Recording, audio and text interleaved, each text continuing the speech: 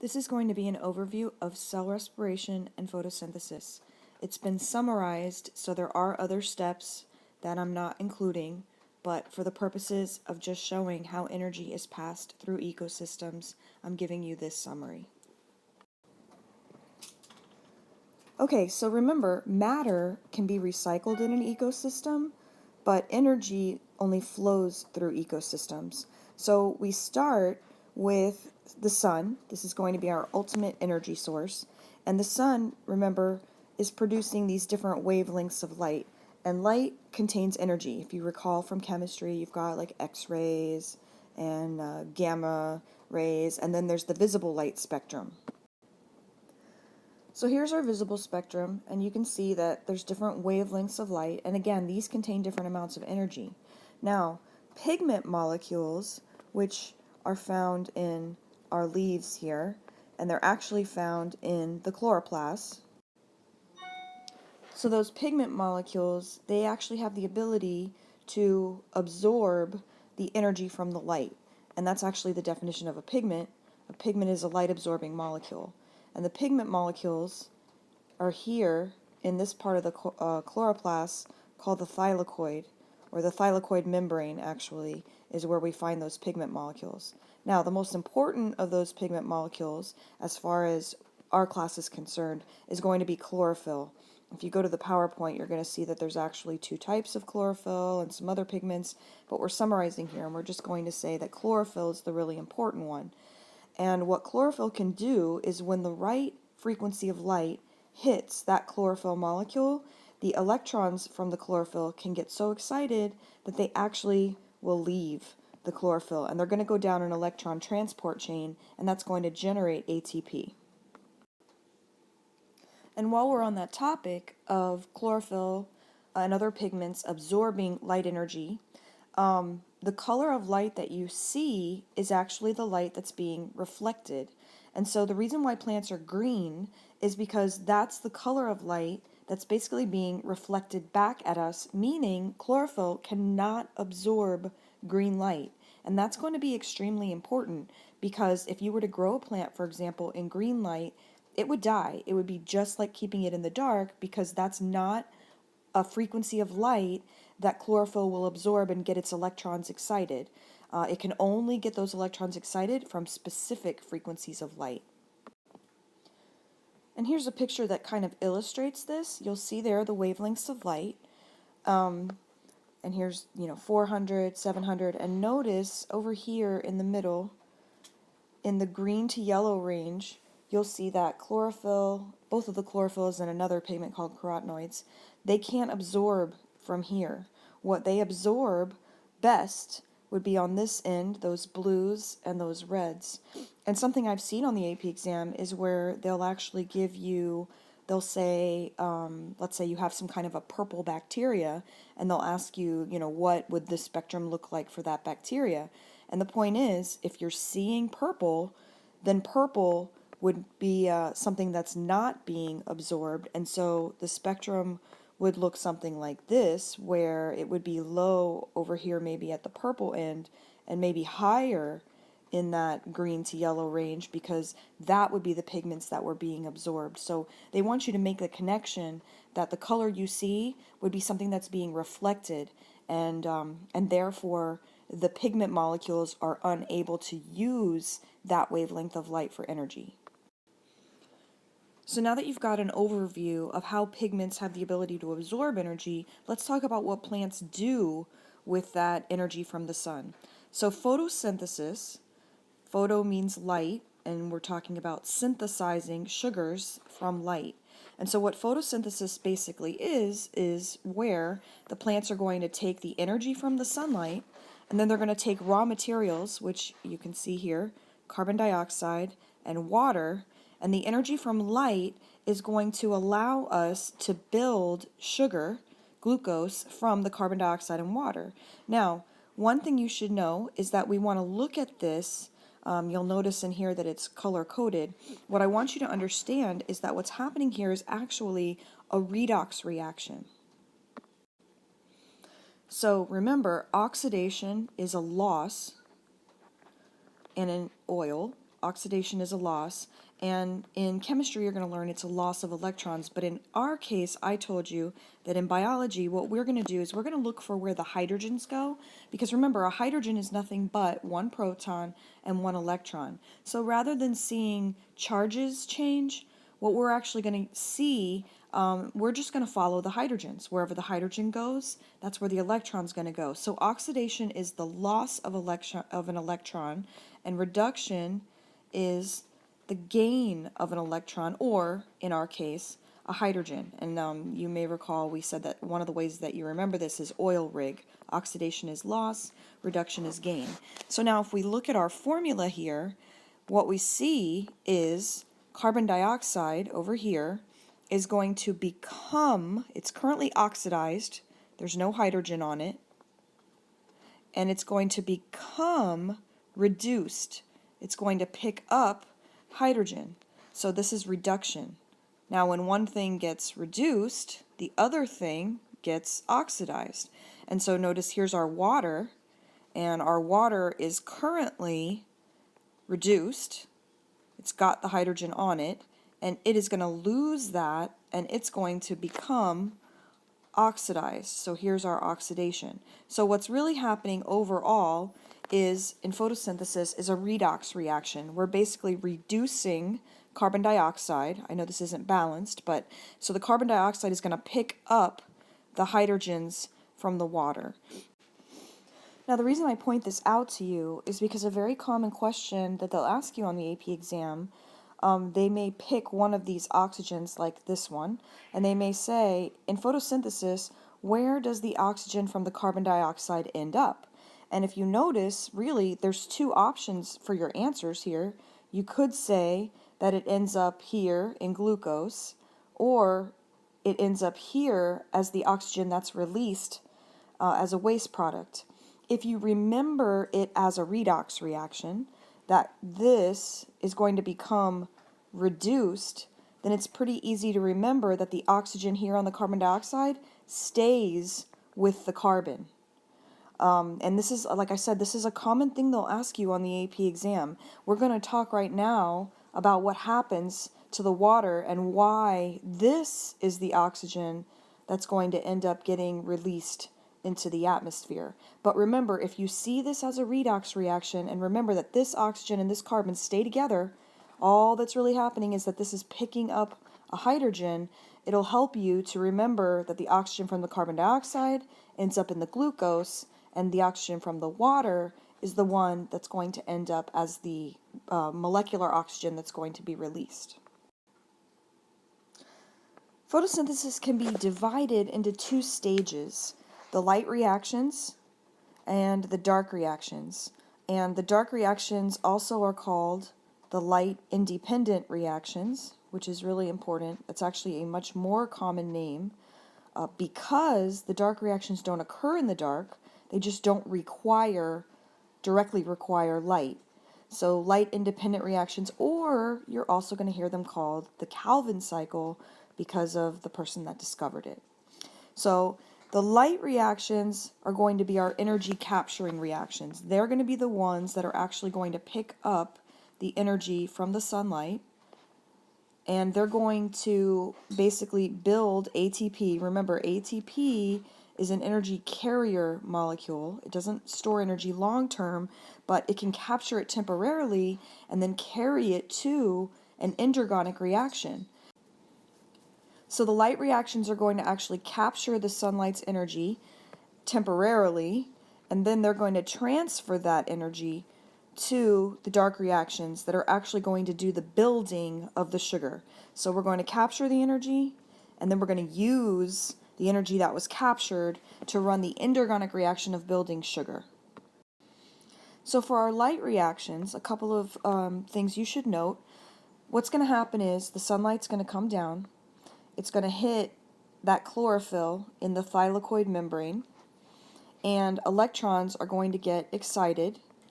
So those electrons get so excited they actually leave, and then they're going to go down an electron transport chain. We'll talk about electron transport chains later, but and for now, just know that they go down an electron transport chain. And electron transport chains, basically what they do is they generate ATP.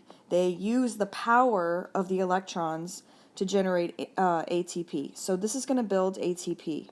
The second thing that's going to get built from this, remember that to make sugar, we need to get these hydrogens, and they are currently, remember here's our CO2 and our H2O, and so our hydrogens need to be pulled off of water for this. So it's a little more complicated than that, but if you think of it this way, just to simplify, the other thing that's going to happen in the light reactions is that water is going to actually get split in half, and the hydrogens from the water are going to end up on a special coenzyme called NADP, and it's going to pick up the hydrogens from the water and form what's called NADPH. So this will carry our hydrogens to the dark reactions, and the oxygen from the water is going to get released, and this is going to be the oxygen that ends up in the atmosphere. So to summarize, the light reactions do not require carbon dioxide. Notice there's no carbon dioxide in this diagram of the light reactions. The carbon dioxide is not going to come into play until we actually start the building of the sugar. The purpose of the light reactions is, number one, to generate ATP, which is going to be our energy carrier to build the sugar, and to generate NADPH, pulling those hydrogens off of water so that we can then use those hydrogens to build the sugar in the dark reactions. And again, it's very much simplified here, but if you can remember that, you're good. And so the oxygen that's released, again, is going to come from the water. So here's our dark reactions, also called, like I said, the Calvin cycle. And there's a whole bunch of enzymes and a whole bunch of steps, and there's some other stuff that honestly we will need to come back to later. But for now, all I want you to understand is that the Calvin cycle doesn't require water, it doesn't require oxygen, it requires the carbon dioxide. Now, it's going to build sugar from the hydrogens that were brought over by NADPH. Those are going to get transferred to the carbon dioxide, and we're going to end up building, as our final product, it actually has to turn 6 times to do this, but then it would end up building our glucose. So the hydrogens are going to be coming from the light reactions. And what's going to power this, because this is an endergonic reaction, is going to be the ATP that was also produced in the light reactions. All right, so to summarize photosynthesis, all you really need to know about it is this. We're going to start with our sunlight. Our sunlight is going to hit the thylakoid membranes, which are inside the chloroplast. The electrons in the thylakoid membranes are going to get very excited, and they're going to leave chlorophyll, and they're going to go down an electron transport chain, which I said we would explain a little more about later. Also, the water is going to actually break, and it's going to release oxygen into the atmosphere. The electron transport chain is going to generate ATP, which is going to become our energy source for the dark reactions. And the water, the hydrogen from the water, is going to hook to a coenzyme called NADP. That's going to become NADPH. And now these are our products of the light reactions, and they're going to get transferred over to the dark reactions, or light independent reactions, or Calvin cycle. And here's our Calvin cycle, and it's going to turn 6 times. The energy from the ATP is going to run this, and the hydrogen from the NADPH is going to get hooked up in several steps with our carbon dioxide, and it's going to form our final product, which is sugar. Now, and a quick comment about this, remember that only about 1% of the energy is actually going to be captured from the sun and end up trapped in the sugar. Energy has not been captured and transferred perfectly. What we know is that a lot of this energy is lost, not destroyed, but lost as heat. So energy flows through ecosystems, And at the end of this process, the energy that's still been captured is now trapped in the bonds of the glucose. Also, I mentioned that the light reactions happened in the thylakoid membrane. Going back to a quick diagram of the chloroplast, the light reactions happened in the thylakoid membrane. I did not mention to you where the dark reactions happen, and they actually happen in this liquid part of the chloroplast called the stroma. So electron transport chains always happen in membranes, and then the cycle happens in the stroma. This is just a really quick comment that I want to make. Chemo for chemical and synthesis. Some organisms that live on the seafloor, there's no sunlight reaching the seafloor. So there is such a thing as chemosynthesis, and really I just want you to know the definition of it, that hydrothermal vent bacteria that live on the bottom of the ocean, there's a lot of chemicals down there, like hydrogen sulfide, and the chemicals also contain potential energy, and these organisms have the special ability to capture energy from these chemicals and do something similar to photosynthesis, but it's called chemosynthesis. So just know that definition, that chemo, remember photo meant light, chemo, chemical, so building sugars from these inorganic chemicals is chemosynthesis, and building the sugars from light is photosynthesis. So we're done with photosynthesis, and photosynthesis explained how we capture the energy from the sun in the first place, and now we've built sugar as our main product, C6H12O6, glucose. So now we have energy that's stored in the bonds of glucose. Now if you remember, cells need energy in order to run endergonic reactions, but glucose contains a lot of energy. There's just a whole mess of energy trapped in these bonds. So what your cells are going to do as needed is that they're going to extract that energy from glucose and capture it in ATP, and then carry that energy to all these different reactions that need it. And remember, ATP is only storing energy for like split seconds, but the important thing is that you understand, if you think of glucose as sort of like a dollar and ATP sort of like as little 5-cent, nickels, that's running all these little reactions all over the cell. So it's like making change out of the glucose. Cell respiration can occur with oxygen or without oxygen. Aerobic with oxygen, anaerobic without.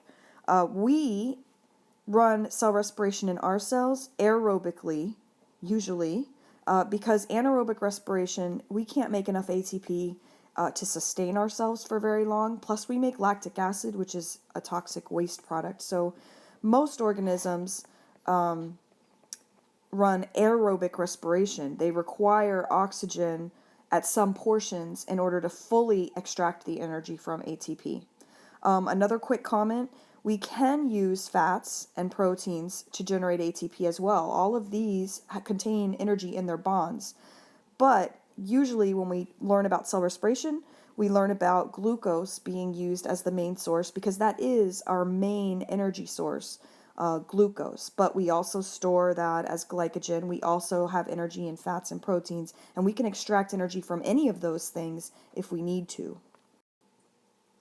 So here's an overview of cell respiration, and you'll notice that this formula looks a lot like the reverse of photosynthesis. Cell respiration is not the reverse of photosynthesis, but notice it's a redox reaction again, and this time our sugar is going to become oxidized to carbon dioxide, and oxygen, which in photosynthesis was generated by splitting water, is actually going to get reduced, and we're going to end up with water again. The energy that's extracted here is going to be captured in ATP, although about 60% of it is going to end up being lost as heat. So this is sort of an overview of cell respiration. And another really quick comment, and this is really, really, really important. All living cells run some form of cell respiration. If they're anaerobic bacteria, then they're running it without oxygen, but they're still extracting energy from glucose using anaerobic respiration. But even plants, and this is a common misconception, guaranteed something that might be asked on your test, plants have to run cell respiration. So yes, plants do photosynthesis, but don't think plants run photosynthesis and then animals run cell respiration, and then those nutrients get recycled. No, plants run both photosynthesis and cell respiration.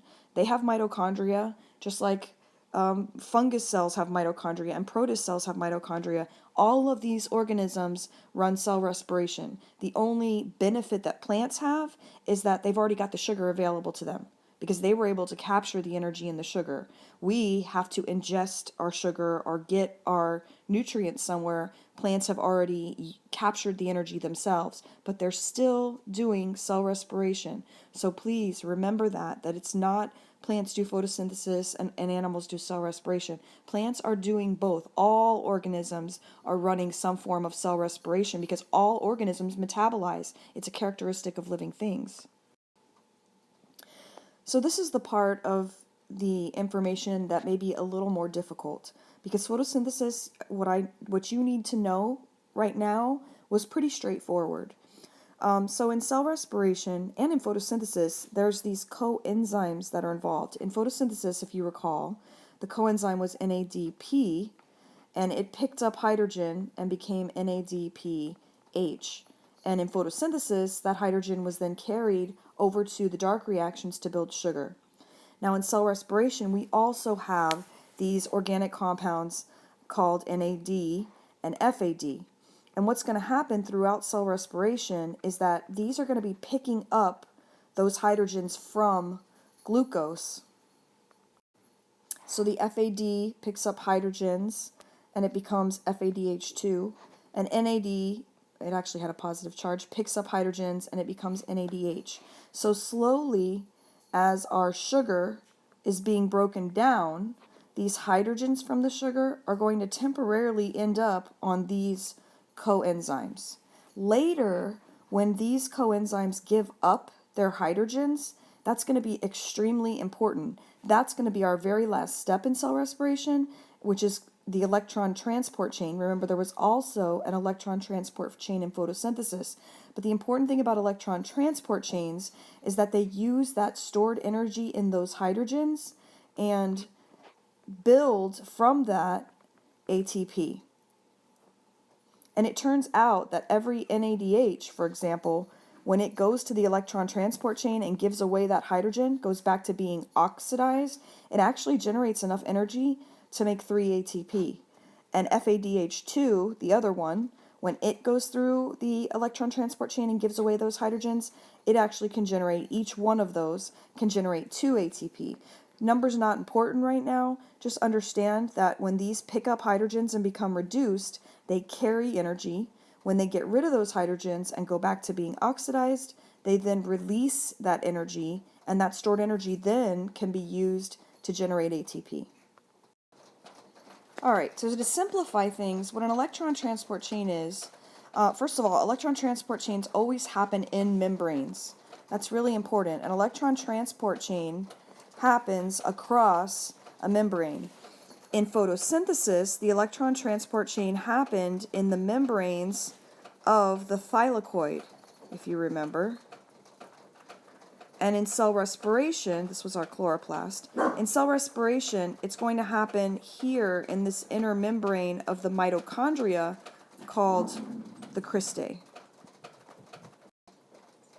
Another thing you should know about electron transport chains is that in order for them to work, there needs to be something at the end pulling the electrons towards it.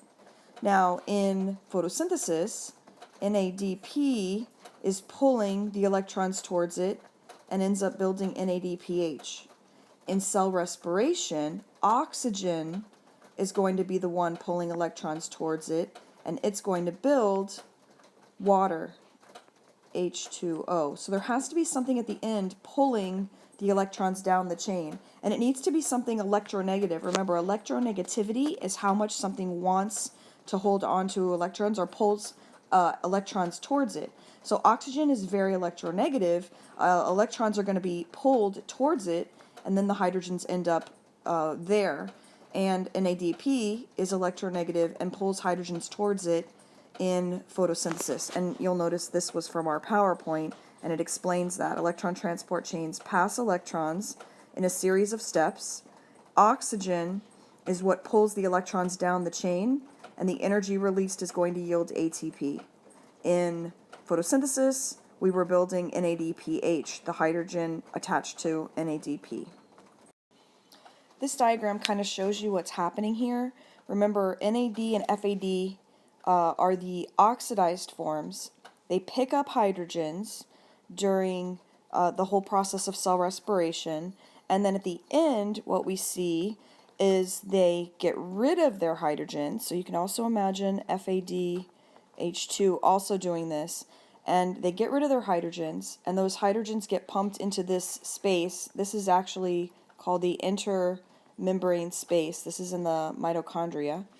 And the electron, because remember, hydrogen has one proton and one electron. Notice that what's ending up out here are hydrogen ions. The electron from the hydrogen, they're showing it here, it's actually going through this electron transport chain. At the end of the electron transport chain, oxygen is waiting, and oxygen is going to pick up the electrons and the hydrogen, and it's going to form water. So water is going to be our final product. So this is what, we'll get back to it later, but this is what an electron transport chain looks like. It happens in a membrane, and there's literally these proteins in the membrane, and it's sort of like passing a beach ball from one to another, and that ends up at the end. These hydrogen ions building up out here, which are basically just a proton because the electron is gone, that's going to be important in generating the ATP. All right, and just a quick reminder, here's what ATP looks like, adenosine triphosphate, and here is where that third phosphate breaks off and can be transferred to other molecules to power reactions. But just remember, basically that's our structure, and the whole point of cell respiration, or also that middle step of the light reactions of photosynthesis, is to capture energy and stick that phosphate on ADP to make ATP. In photosynthesis, the sun's energy is doing this, so that then that ATP can build sugar later. In cell respiration, it's the power of the glucose that's doing this. So we're basically releasing the energy that the photosynthesis trapped in glucose, we're releasing it and capturing it in ATP, which captures little bits of it.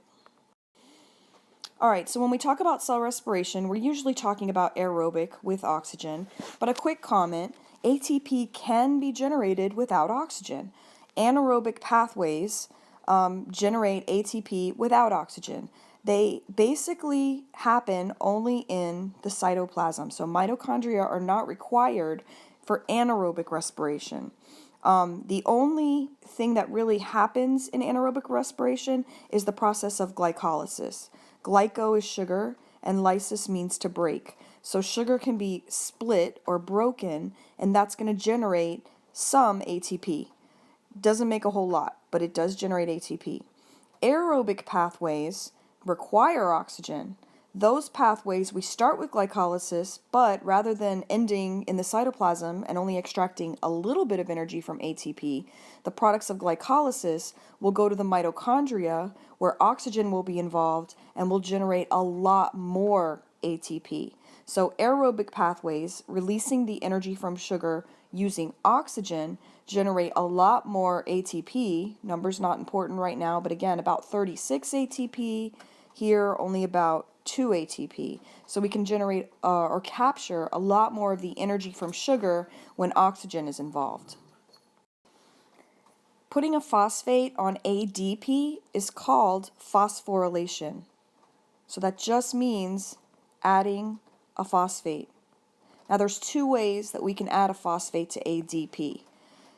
We can do what's called substrate level phosphorylation. Hopefully you remember what a substrate is. A substrate is something that an enzyme reacts with. So literally what's going to happen here is you're going to have some molecule that's got a phosphate on it. An enzyme's going to come in. It's going to pull the phosphate off the substrate and stick it on ADP to make ATP. this is slow. It's only going to happen one molecule at a time. We do this, but it's only one of our first steps. So if all the ATP we made was by this method, we would not be able to make enough ATP to stay alive. Some bacteria can. Also, this doesn't require any oxygen. So we make some of our ATP this way, but there's a second method of sticking the phosphate on ADP that's much more efficient. Here's a diagram showing substrate level phosphorylation. This product technically still has a bunch of energy still trapped in it. In other words, we haven't really broken this substrate down a lot. So most of the energy is still here, and we've only generated 1 or 2 ATP at a time. The other way is a little more complicated. So the other way that we can stick a phosphate on ADP is called chemiosmotic or oxidative phosphorylation. And this is making ATP using electron transport chains, meaning using a gradient across a membrane. That's what chemiosmosis is. So this involves redox reactions, and I already kind of explained this. This is where NAD is going to give away its hydrogens, and FADH is going to give away its hydrogens, and those hydrogens are then going to go down a pathway that ultimately makes ATP. Again, something has to be waiting at the end to pick up those hydrogens, and then that's going to end up being oxygen, and that's where our water's going to come from. All right, so this is the ending part here. So if you imagine all those proteins were in the membrane here, and the electrons were being transported down that gradient. The hydrogens from NAD and FAD, the hydrogens, all these hydrogens go across and they end up out here. So now what you've got is the electrons went down and they hooked up with oxygen and the hydrogen and they made water. But in the meantime, a whole bunch of hydrogen ions have built up in this intermembrane space. And the only way they can go back in is by going through a special enzyme. And the name of this enzyme is pretty easy to remember. And this just illustrates, again, this is what an electron transport chain looks like. So we're basically extracting the energy little bits at a time, and we can make lots and lots of ATP, whereas if you just did this in one step, you'd release a whole bunch of energy, but it would be light and heat, and we wouldn't be able to capture it. Sort of the difference between setting gasoline on fire or using gasoline little bits at a time to run the engine of your car. By using little bits at a time, we can capture that energy and then use it later. All right, so cell respiration is going to actually have 4 steps. The first one's glycolysis, then oxidation of pyruvate, the citric acid cycle, and the electron transport chain. Here's an overview of what it looks like. Glycolysis happens in the cytoplasm, or cytosol. It makes a couple of ATP.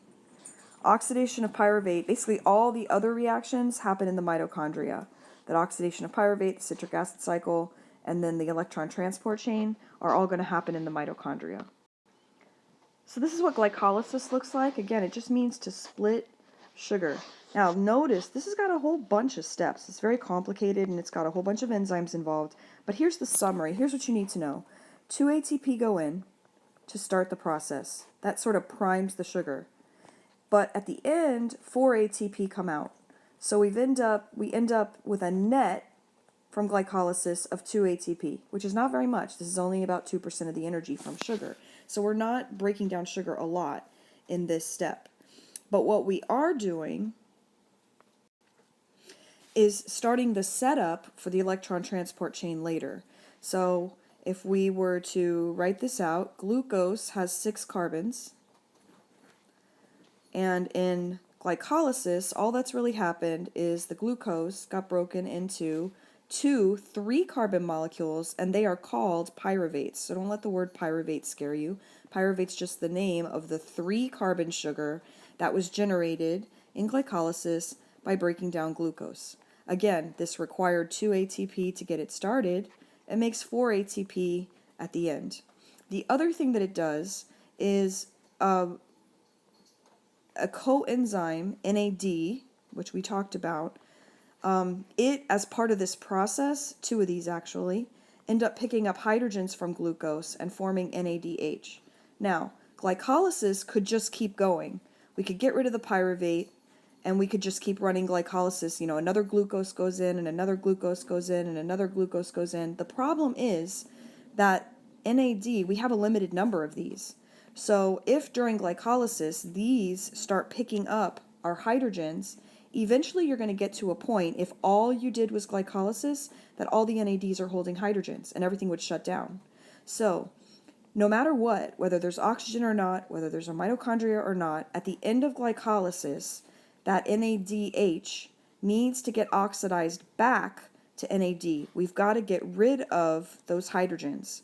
If we can do that, then we could continue running glycolysis and we could continue making at least a little bit of ATP. Now, if oxygen is present, then no problem. That NADH will get recycled later, the electron transport chain will happen and all of that. But if there is no oxygen, we still need to recycle it. So we have our glucose, it broke into our pyruvates, and now we have two options. If oxygen is present, those will continue to the mitochondria. But if there's no oxygen, then what's going to happen is fermentation. All right, and in fermentation, since there's no oxygen to pick up those hydrogens, some other molecule is going to pick up those hydrogens so that NADH can get oxidized back to NAD and we can keep running glycolysis. Now, what products are made by fermentation? Well, that depends on the organism. In bacteria, it's ethanol, alcohol. That's their final product. It recycles the NAD and then they can keep running glycolysis over and over and over again. In us, that product is lactic acid, and that's what makes your muscles burn when they're in oxygen deprivation. And obviously, eventually our muscles would give out. Number one, because lactic acid is toxic, and number two, because if we're only running glycolysis, we're only making a net of 2 ATP per glucose. So we're not really extracting very much of the energy. We're losing most of it as the lactic acid and heat and other things, and we just can't sustain life with that tiny bit of ATP. And here's a summary of what we've basically talked about. We've got glucose becomes pyruvate. If there's no oxygen, those NADHs have to get recycled and they'll go back to being NAD+, and these will be your products. If oxygen is present, those NADHs will still get recycled eventually, but we're going to be able to extract a whole bunch more energy out of glucose when we get to the mitochondria. All right, so our next step, we're assuming now oxygen is present and we're going to go to the mitochondria and everything else is going to happen. Our next step is oxidation of pyruvate. And I know I keep drawing this, but I think it helps. Here's our glucose. Here's our pyruvates. And now we're going to go to the mitochondria. And in the mitochondria, the first thing that's going to happen is the oxidation of pyruvate. Now, what does oxidation mean? It means a loss. Here's a picture of it over here. Don't let the complication part get to you. But notice, there's the oxidation of pyruvate. Pyruvate lost a hydrogen.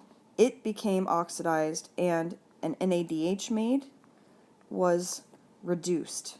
So pyruvate becomes oxidized, and it also, in the process, loses carbon dioxide is released as well in this process. So we went from 3-carbon compound called pyruvate to two carbon compounds. These 2 pyruvates are now called acetyl groups. So we had glucose, now we have a 3-carbon one called pyruvate, and now we have a 2-carbon compound called an acetyl. Now that acetyl hooks up with a coenzyme that's actually called A. It's kind of weird. I don't know why they called it that. So when the acetyl groups hook up with this, they now form what's called acetyl coenzyme A. That's what they're called. All right, so that's the oxidation of pyruvate, and again, this happens as this goes into the mitochondria. So glucose got split in half, and now those pyruvates got oxidized. They also lost some carbon dioxide, and now they're a 2-carbon compound called an acetyl group. Here's a diagram showing it. Here's our pyruvate.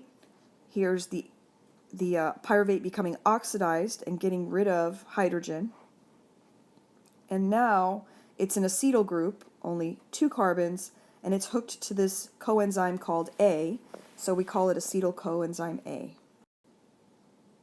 All right, so here is our next step. It happens here in the mitochondrial matrix. The matrix of the mitochondria is the center part. Remember, the Krebs cycle also happened in a liquid portion in the Calvin cycle. The Calvin cycle happened in the liquid portion called the stroma of the chloroplast, and now the Krebs cycle or citric acid cycle of cell respiration also happens in a liquid portion in the mitochondria, and that's this area in the center called the matrix. So what actually happens? Well, here's our, if we come over here to the right, here's our 2 carbon acetyl groups with our little enzyme, coenzyme A. And what's going to happen is these acetyl groups are now going to also break down into carbon dioxide. So in the end, all of our sugar at this point, all of the carbon and oxygen and glucose have become carbon dioxide. We have now made, at the very end, between this and this, our 6 carbon dioxides. Glucose is gone. What's left, and this is the most important part, are the hydrogens. The hydrogens have all, at this point, been captured by NAD and FAD, and here we have our NADH and our FADH2. And so we made a little bit of NAD up here in glycolysis, NADH. We also made some here in the oxidation of pyruvate, and now we make a bunch more in the citric acid or Krebs cycle. So at the end of this point, all we've got going into the electron transport chain are going to be the hydrogens. They are the most important part. In fact, lipids, the reason why lipids actually make more energy than glucose is because, remember, lipids are just long fatty acid chains, and there's just tons of hydrogens on those fatty acid chains. So the more hydrogens you have, the more energy can be extracted. This also, by the way, made 2 ATP. Now, all the ATP made at this point, we made 2 here, and we made a net of 2 here. They've been made by that substrate level way, the way where it's just pulled off of a substrate by an enzyme. This is only captured about 4%, give or take, of the energy from glucose. So that's why I say the hydrogens are so important, because most of the energy now, what hasn't been lost as heat, is in the NADHs and the FADH2s. And most of the ATP are going to be generated in our last step. Of course, all these steps had to happen because that's what set up the situation with our NADs and our FADs. So now we come to our last step, the electron transport chain. This is going to happen in the mitochondrial membrane, just like how the light reactions that also generated ATP in photosynthesis also happened in a membrane. But this inner membrane is called the cristae. And what's going to happen here are all those NADHs and all those FADH2s are going to get rid of those hydrogens, and they're going to get oxidized back to their original forms, NAD and FAD. And here's our proteins in that inner membrane in the cristae. And this is called the intermembrane space, the space between the outer membrane and the inner membrane. So that's what this area is here. And so what's going to happen is when they get recycled, they're going to give up their hydrogens. The electrons only, I'll draw it little e, are going to go through that electron transport chain. The hydrogen ions are all going to end up floating around in this space. This does not generate ATP in itself. What's going to generate ATP is going to be this last step here, where ATP synthase, which is our enzyme, and so ATP synthase, that should be easy to remember, it ends in ACE, enzymes end in ACE, and it synthesizes ATP. And what's going to happen is these hydrogen ions are going to flow through here, and everything's going to meet up with oxygen at the end. The electrons and the hydrogens are going to build water, but the protons flowing through here, this flow of those hydrogen ions through here, that's creating a gradient that generates ATP. And I mentioned this earlier, and I told you that you don't have to memorize numbers, but basically for every NADH that gives up its electrons here, we're going to make 3 ATP. And for every FADH2, we're going to make 2 ATP. So in the end, this is going to generate somewhere in the neighborhood of 32 to 34 more ATP. Up to this point in glycolysis and the Krebs cycle, we only made about 4. So we're extracting way more energy using the electron transport chain. Most of the energy, unfortunately, 60%, is still going to be lost as heat. So even in a perfect world, remember, energy transfers are not going to be absolutely perfect. So cell respiration in general makes, depending on where you look, 36 to 38 ATP, maybe a little less. But the bottom line is it's very efficient at extracting energy, or way more efficient than glycolysis, but 60% of the energy is still lost as heat. I showed you this before, just a reminder. Here's our NADH, and FADH2 does it too. It does it a little further down. That's why it actually makes less energy. It enters at a further down point. The electrons go down an electron transport chain. The hydrogens all end up in this space. And now, once they've all built up, they flow back in through ATP synthase. This is our enzyme, very important. And that's going to make all this ATP. And at the end of the electron transport chain, waiting to capture those electrons and hydrogen, is our oxygen, which is extremely electronegative. The electrons and the hydrogens hook up with oxygen, and that's where our waters come from.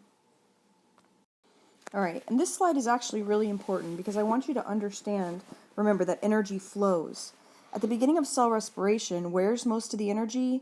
It's in glucose. At the end of glycolysis, most of the energy is still there, but it's in the pyruvates. Maybe some's been lost as heat. We've made a couple of ATP. We've made a couple of NADPA or NADH, but most of the energy is in pyruvate. Then we go through oxidation of pyruvate, and a whole bunch of energy is still trapped in acetyl coenzyme A. Yes, we've made a couple of NADHs, and a little bit of energy is stuck in those CO2s. At the end of the Krebs cycle, the energy that's still useful is now all trapped in the NADHs and the FADH2s. And then in the end, the energy that got transferred and not lost as heat is now in the ATPs. So if you were asked what contains the most energy, what contains the most energy would be the glucose. If we gave a list, the second most would be pyruvate, the third most would be the acetyl-CoA. The fourth most would be an NADH, and the last, ATP, would actually have the least amount of energy because remember, you're making a whole bunch of ATP. ATP is like your little nickels, your little 5-cent change, whereas glucose was like your $10 bill. So understand that, and really, really, really important, because a lot of people got this wrong when we did the review. Glucose does not turn into energy.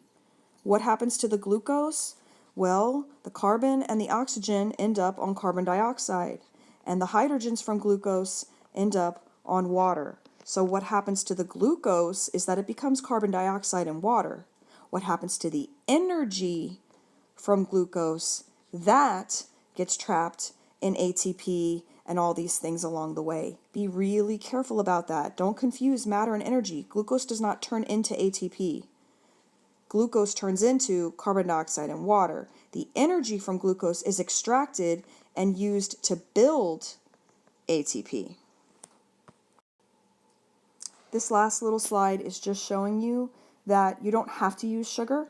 It's just a quick comment. Yes, sugars go through glycolysis and all of that, but you can use fat for energy. It just enters lower down. And you can use proteins for energy. You do make ammonia as a waste product, but bottom line, you can make ATP by extracting energy from fats, proteins, and carbohydrates. And this last little slide just shows you that there are checkpoints along the way.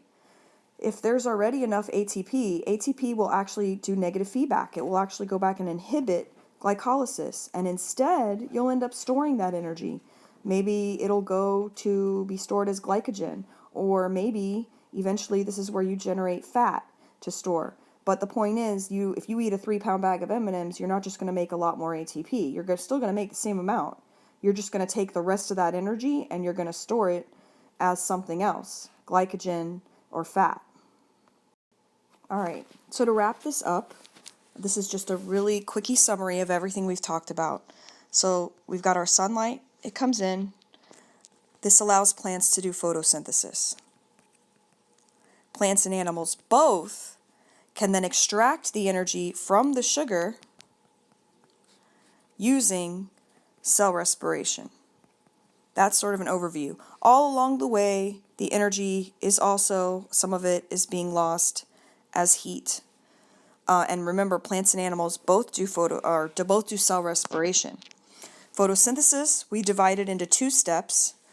The first one was the light reactions. They need light. Their purpose was to capture the light's energy. They used that energy to make ATP, and they split water and they made NADPH. So that came from water, and oxygen got released as a waste product. The ATP was used to power the dark reactions, or Calvin cycle, and the hydrogens were used to hook up with carbon dioxide and make our final product of sugar. The light reactions happened in the membranes, the thylakoid. The dark reactions happened in the liquid part of the chloroplast, the stroma. And now, cell respiration. Cell respiration now takes glucose and goes through several steps to pull the energy back out of glucose so that it can be transferred to ATP to run chemical reactions. Our first step was glycolysis. It split the glucose in half. It also made 2 NADHs, and we made a net of 2 ATP. If there was no oxygen, that was pretty much all the energy we could get. We'd go through fermentation, which would recycle the NADHs, but you wouldn't make any more ATP.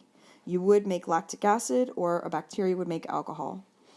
Our next step was the oxidation of pyruvate, in which case some carbon dioxide was made, and the pyruvate went from being a 3-carbon molecule to a 2-carbon molecule called acetyl coenzyme A, because it had a little coenzyme attached.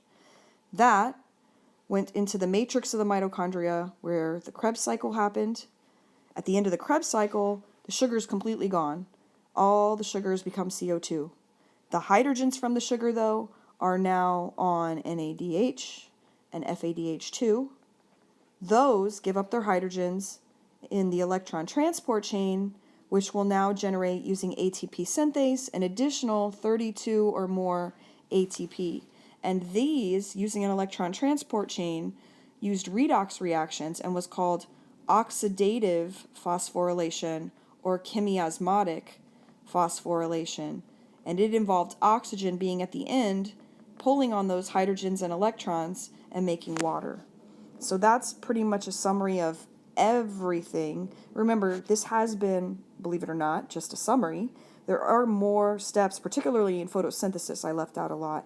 But for the purposes of our test and just understanding energy flow, if you've got this, you're set.